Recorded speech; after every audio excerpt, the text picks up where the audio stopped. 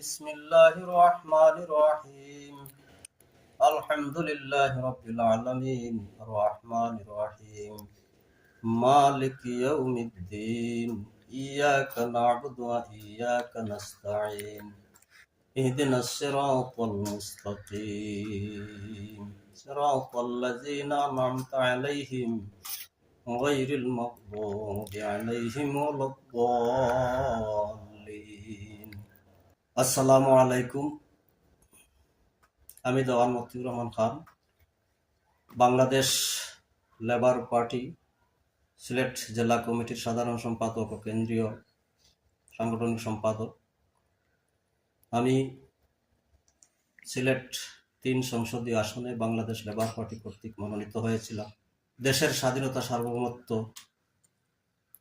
স্বার্থে জাতির আশা আকাঙ্ক্ষা পূরণে 11 দলীয় জোট গঠিত হয়েছে, তার প্রতি শ্রদ্ধা জানিয়ে আমি নির্বাচন থেকে সরে এসেছি। আজ দেশ দুই ভাগে বিভক্ত। এক ভাগ ভারতীয় নতজানু নীতিতে বিশ্বাস করে খুন সন্ত্রাস রাহাজানি চালিয়ে যাচ্ছে, আরেক ভাগ দেশে শান্তি শৃঙ্খলা স্বাধীনতা সার্বভৌমত্ব জাতির আশা আকাঙ্ক্ষা পূরণের লক্ষ্যে কাজ করে যাচ্ছে। জামাত নিয়ে যে 11 দলীয় জোট গঠিত হয়েছে, সেই 11 দলীয় জোট স্বাধীনতা সার্বভৌমত্ব জাতির আশা আকাঙ্ক্ষা পূরণের লক্ষ্যে অনেক নির্যাতন, নিপীড়ন, হামলা, মামলা এইসব এর শিকার হওয়া সত্ত্বেও ধৈর্য ধারণ করে 11 দলীয় জোট দেশ এবং জনতার স্বার্থে স্বাধীনতা সার্বভৌমত্ব রক্ষার্থে সুখী সমৃদ্ধশালী একটি বাংলাদেশ করতে এগিয়ে যাচ্ছে 12 ফেব্রুয়ারি 26 নির্বাচনের দিকে।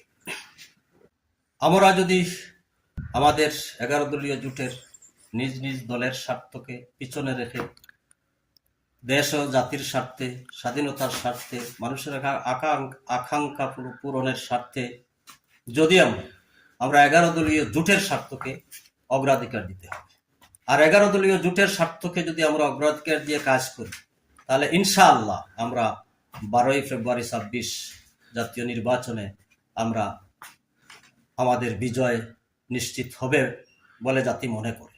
এখন 11 দলীয় জোটের 11 দল নিয়ে যে সমন্বয়ক কমিটি বা সমন্বয়ক সংস্থা করা হয়েছে, আমার বক্তব্য হলো সারা দেশব্যাপী, সারা দেশের